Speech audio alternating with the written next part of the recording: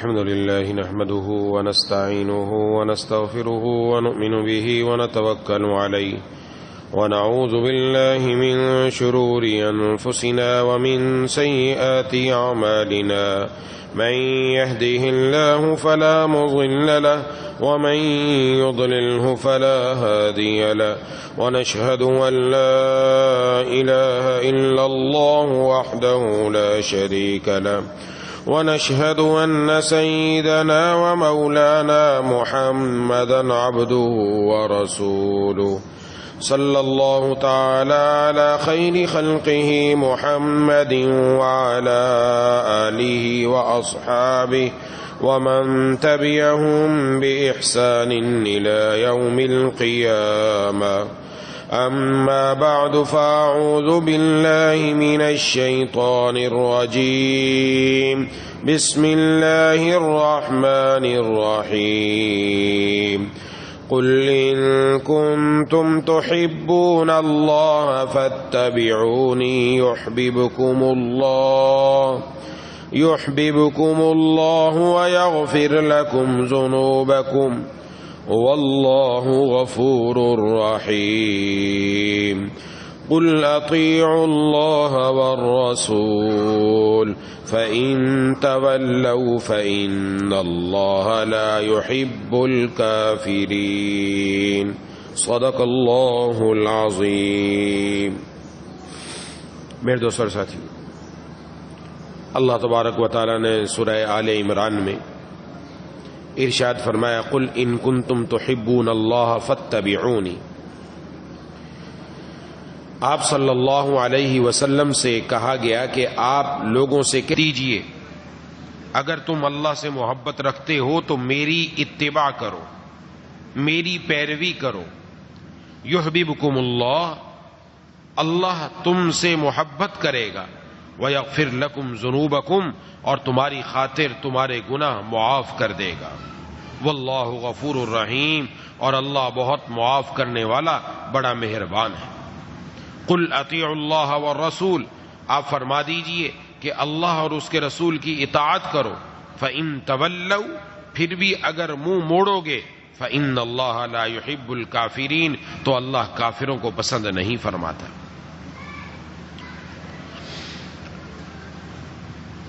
اللہ تبارک و تعالی نے ہم سب کو محبوب کبریا خم الانبیاء جناب نبی کریم صلی اللہ علیہ وسلم کی امت میں پیدا فرما کر کلمے کی دولت سے نوازا. الحمدللہ.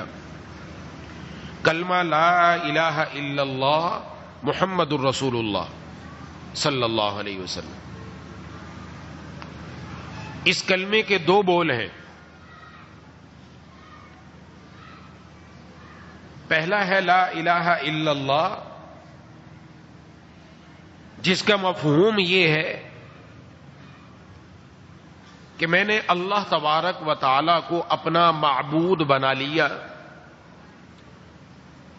اب ساری زندگی صبح سے شام تک میری اوپر اگر کسی کا حکم چلے گا تو وہ اللہ کا، اگر کسی کا قانون چلے گا تو وہ اللہ کا. حکم تو اللہ کا ہے، قانون تو اللہ کا ہے، لیکن اس پر عمل کس طریقے سے کریں؟ محمد الرسول اللہ صلی اللہ علیہ وسلم. دوسرا بول جو ہم نے کہا ہے، یہ محمد الرسول اللہ کہہ کر اقرار کیا کہ قانون تو اللہ کا ہوگا، حکم تو اللہ کا ہوگا، طریقہ اللہ کے محبوب صلی اللہ علیہ وسلم کا ہوگا. لہذا اللہ کا حکم آیا نماز پڑھو، نماز رسول اللہ صلی اللہ علیہ وسلم کے طریقے کے مطابق. روزہ رکھو، روزہ رسول اللہ صلی اللہ علیہ وسلم کے طریقے کے مطابق. حکم دیا حج کرو، حج رسول اللہ صلی اللہ علیہ وسلم کے طریقے کے مطابق. یہاں تک کہ صبح سے لے کر شام تک کی زندگی رسول اللہ صلی اللہ علیہ وسلم کی اتباع میں گزاری جائے. آج اس کی بھی اشد ضرورت ہے. حکیم الامت حضرت تھانوی نور اللہ مرکزہ نے اس بات کو بڑا اچھے انداز میں سمجھایا کہ ہم نے جو دو بول بولے ہیں ان کی لاج کتنی رکھی. صرف کلمہ پڑھ لینے سے کام نہیں بن گیا، اس کلمے کے کچھ تقاضے ہیں. ایک بچی جس کی شادی ہو رہی ہو تو اس سے جا کر جب پوچھا جاتا ہے کہ فلاں لڑکا آپ کے آپ کو اس کے نکاح میں دیا جا رہا ہے، آپ کو قبول ہے، تو وہ دو بول بولتی ہے، ایک قبول دوسرا ہے، یہ دو بول بولے اور ان کی اتنی لاج رکھتی ہے کہ اپنے والدین کو، اپنے ماں باپ کو، اپنے گھر بار کو، اپنے بہن بھائیوں کو، حتیٰ کہ اپنے شہر کو، حتیٰ کہ اپنے ملک کو چھوڑ کر وہ ایک شوہر کی ہو رہتی ہے، وہ اپنے دو بولوں کی لاج رکھتی ہے کہ میں نے اپنی زندگی گزارنے کے لیے اس کے ساتھ عہد کر لیا، تو فرمایا ہم نے بھی تو دو بول بولے تھے، لا الہ الا اللہ محمد رسول اللہ، میری اور آپ کی زندگی میں کیا اللہ کا قانون آیا کہ نہیں آیا، رسول اللہ صلی اللہ علیہ وسلم کا طریقہ آیا کہ نہیں آیا، ہم نے غیر اللہ کو چھوڑا، ہم نے غیروں کے طریقوں کو چھوڑا، ہم اللہ تبارک و تعالیٰ کی طرف آئے کہ نہیں آئے، اس پر غور کرنے کی ضرورت ہے۔ اب ماہ مبارک کے اندر الحمدللہ ہمارے اندر نیکی کا جذبہ ہے، اس جذبے کو مزید پروان چڑھانا ہے، اس جذبے کے اندر اس بات کو بھی شامل کرنا ہے کہ انشاءاللہ میری 24 گھنٹے کی زندگی رسول اللہ صلی اللہ علیہ وسلم کے طریقے کے مطابق ہوگی انشاءاللہ۔ میرا سونا، میرا جاگنا، میرا کھانا، میرا پینا، میرا گھر سے باہر نکلنا، گھر کے اندر جانا، میرا مسجد میں آنا، مسجد سے نکلنا، میرا بیت الخلاء میں جانا، بیت الخلاء سے نکلنا، غرض ہے کہ میرا ہر کام وہ جناب نبی کریم صلی اللہ علیہ وسلم کے طریقے کے مطابق ہوگا۔ یہ دنیا کے اندر ہم سفر کر رہے ہیں، یہ نہیں کہ ہم ٹھہرے ہوئے، ہماری زندگی یہ ہمیں بتلا رہی، ہم سفر میں، سفر پر ہیں۔ سفر کس کی طرف ہے؟ آخرت کی طرف۔ اور ہر کلمہ پڑھنے والا جس نے سچے دل سے کلمہ پڑھ لیا لا الہ الا اللہ محمد الرسول اللہ، وہ یقیناً جنت کے اندر جائے گا انشاءاللہ۔ ہماری منزل جنت ہے، ہم دنیا کے اندر سفر کر رہے ہیں جنت کی طرف، یہ جنت کی طرف سفر چل رہا ہے۔ دنیا میں انسان اگر ایک شہر سے دوسرے شہر کی طرف سفر کرتا ہے تو وہ اپنے سفر کے اندر چند باتوں کا خیال رکھتا ہے۔ نمبر ایک، میرا سفر عزت کے ساتھ ہو، ذلت کے ساتھ نہ ہو، اس لیے وہ جانے سے پہلے ٹکٹ کرواتا ہے تاکہ میں عزت کے ساتھ سیٹ پر بیٹھ کر سفر کروں۔ ایسے نہ ہو کہ بس میں مجھے لٹکنا پڑے، ریل گاڑی میں مجھے لوگوں کی جوتوں میں بیٹھنا پڑے، پاؤں میں بیٹھنا پڑے، اس لیے پہلے وہ ٹکٹ بک کرواتا ہے، یہ عزت کے ساتھ سفر ہو جائے۔ نمبر دو، وہ چاہتا ہے میرا سفر راحت کے ساتھ ہو، ایک طریقہ اکانومی کے اندر جائے، ایک طریقہ اے سی والی ڈبے میں جائے، تو وہ چاہتا ہے میں اے سی والے ڈبے میں جاؤں تاکہ میرا سفر راحت کے ساتھ ہو، راستے کے اندر مجھے گرمی کی تکلیف نہ ہو۔ تیسری چیز وہ دیکھتا ہے اجلت کے ساتھ ہو، میرا سفر جلدی ہو جائے۔ ہم یہاں حیدرآباد کے اندر اگر ایک جگہ سے دوسری جگہ جانا ہے تو بھی کہتے ہیں کسی شارٹ کٹ رستے سے وہاں پہنچ جائے، مختصر رستے سے وہاں پہنچ جائے، جلدی پہنچ جائے، کیونکہ ہم نے اپنی منزل پر جلدی پہنچنا ہے۔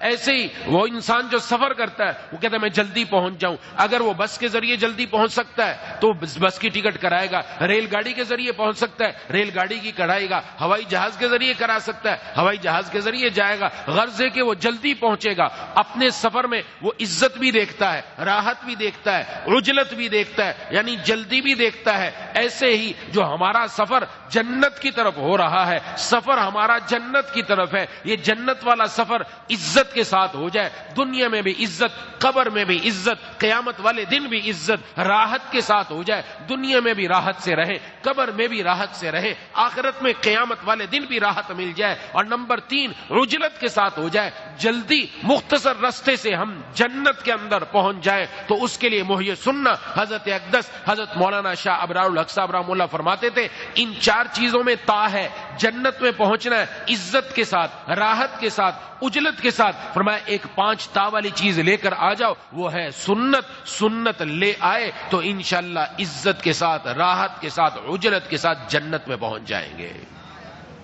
تو جنت جلدی پہنچنے کا مختصر رستہ، شارٹ کٹ رستہ، وہ جناب نبی کریم صلی اللہ علیہ وسلم کا طریقہ اپنی زندگی میں لانا ہے۔ آج آپ صلی اللہ علیہ وسلم کا طریقہ ہماری زندگی سے نکل گیا، غیروں کا طریقہ آیا، سر کے بالوں سے لے کر پاؤں کے ناخن تک، اپنی خوشی اپنی غمی کس کے طریقے کے مطابق ہو رہی ہے، میرا لباس، میرا اٹھنا بیٹھنا میں کس کے طریقے کے مطابق کر رہا ہوں، میری شادی کس کے طریقے کے مطابق، میرے گھر میں کوئی فوتگی ہو جائے غم کس کے مطابق، یہ سارے ہم دیکھیں ہماری زندگی کس طرف چلی جا رہی ہے۔ تو جناب نبی کریم صلی اللہ علیہ وسلم تو اس لیے آئے کہ آپ کی پیروی کی جائے، آپ کا طریقہ کوئی معمولی چیز نہیں، یہ وہ طریقہ ہے جس کی زندگی میں آ جائے وہ اللہ کا پیارا بن جاتا ہے، اللہ کا محبوب بن جاتا ہے۔ یہ طریقہ ایسا ہے جس طرح مقناطیس ہے نا، مقناطیس لوہے کو اپنی طرف کھینچتا ہے، ایسے حضور کی سنت کے اندر یہ خاصیت ہے، وہ بندے کو اللہ کا محبوب بنا دیتی ہے۔ سنت آ جائے بندہ اللہ کا محبوب بن جاتا ہے۔ اس لیے اپنی زندگی میں سنت لے کر آنی۔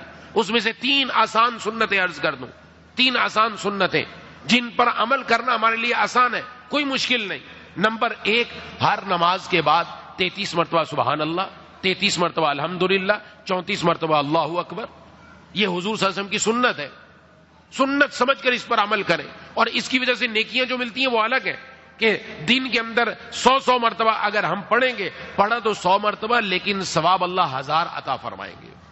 5 نمازوں کے بعد پڑھیں گے 5000 ثواب ملے گا۔ رات کو سونے سے پہلے 100 مرتبہ دوبارہ پڑھ لیا جائے، یہ سنت ہے۔ اس پر کوئی مشکل ہے؟ کوئی لمبا چوڑا کام ہے؟ کچھ بھی کام نہیں ہے۔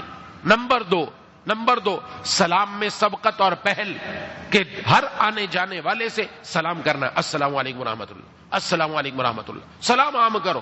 گھر میں داخل ہو سلام کرو، گھر سے باہر نکلے سلام کریں، گھر میں بچوں سے ملے سلام کریں، بیوی سے ملے سلام کریں، والدین سے ملے سلام کریں۔ سلام میں پہل اور سبقت، سلام زیادہ کثرت سے ہو اور پہل کرے سلام کرنے میں، یہ سنت بھی اپنانے کی ہے۔ اس میں کون سا مشکل کام ہے؟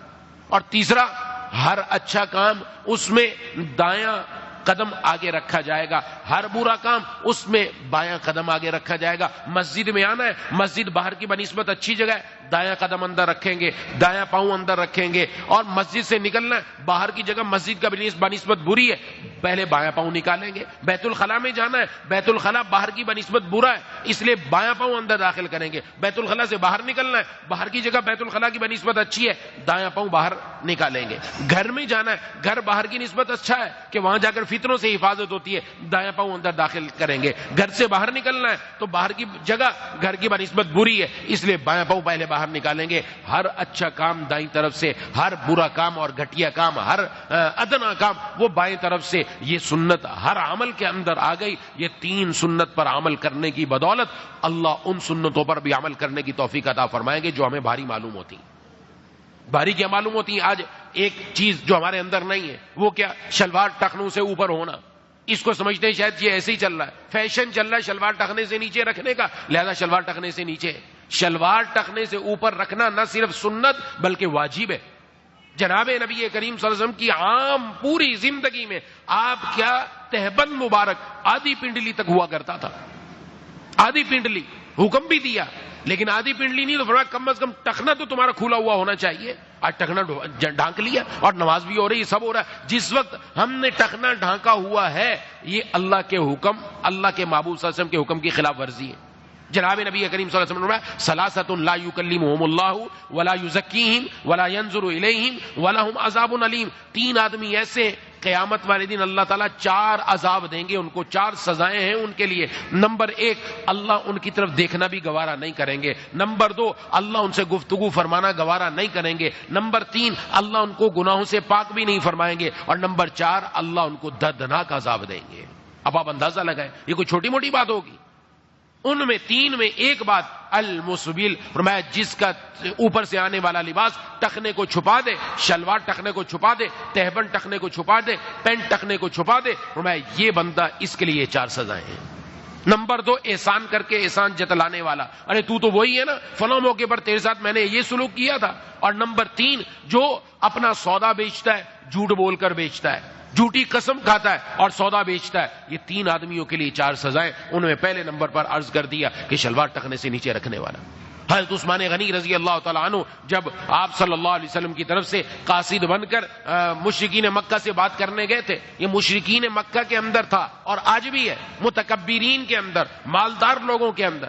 ان مشرکین کے اندر یہ بات تھی جو جتنا مالدار ہوتا اس کا تہبند اتنا ٹخنے سے نیچے کیا وہ زمین پر گھسٹتا ہوا آتا تھا، گھسٹتا ہوا آتا تھا۔ لیکن حضور کی سنت نہیں ہے، حضور کی سنت نہیں ہے، بلکہ ایک حدیث شریف نے فرمایا ایک آدمی ایسے چل رہا تھا کہ اس کا ازار ٹخنے سے نیچے تھا اور وہ گھسٹتا ہوا آ رہا تھا، اللہ نے اس کو 7 زمینوں کے نیچے دھسا دیا اور وہ قیامت تک دھستا ہی چلا جائے گا۔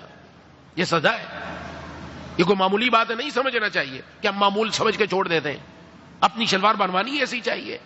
اب اس کو بعض لوگ کہتے ہیں یہ تو مولوی اس کے پیچھے پڑ جاتے ہیں، پیچھے کیا حضور کا حکم ہے اور چیز ایسے نہیں کہ چھوڑ دے ختم، واجب درجہ ہے اس کا، اس پر وعید آ چکی ہے۔ تو حضرت عثمان غنی رضی اللہ تعالیٰ عنہ جب ملاقات کے لیے گئے تو جو لے کر جا رہا تھا اس نے کہا کہ آپ کا ازار تہبند آپ کا ٹخنے سے اوپر ہے، آپ مشرکین مکہ کے مالدار لوگوں سے بات کرنے جا رہے ہیں اور آپ بھی مالدار ہیں، آپ کو پتہ ہے ان کا دستور، آپ اپنا ازار نیچے لٹکائیں اور زمین تک آنا چاہیے تاکہ آپ کی ان کے یہاں عزت ہو۔ تو حضرت عثمان غنی رضی اللہ تعالیٰ عنہ نے فرمایا کہ میں نے اپنے محبوب، اپنے دوست سرکار دو عالم صلی اللہ علیہ وسلم کا یہ ازار یہیں تک دیکھا ہے اور میں یہی رکھوں گا، اسی میں عزت ہے، کسی اور چیز میں عزت نہیں ہے، اور ایسے ہی گئے۔ یہ تو کافروں کا طریقہ ہے، مسلمانوں کا طریقہ نہیں، حضور کا طریقہ نہیں ہے، آپ صلی اللہ علیہ وسلم کا طریقہ تو یہ ہے۔ اور بعض لوگ کہتے ہیں جی میں تو تکبر کی وجہ سے نیچے نہیں کرتا، تو تکبر کی وجہ سے کرو یا نہ کرو۔ علامہ ابن حجر اسقلانی رحمۃ اللہ علیہ بخاری شریف جو کتاب اللہ کے بعد سب سے زیادہ صحیح کتاب ہے اس کی شرح لکھنے والے ہیں علامہ ابن حجر اسقلانی رحمہ اللہ، انہوں نے تمام حدیثوں کو جمع کر کے لکھا کہ شلوار ٹخنے سے نیچے رکھنا چاہے تکبر کی وجہ سے چاہے تکبر کی وجہ سے نہ ہو، دونوں صورتوں میں ناجائز ہے۔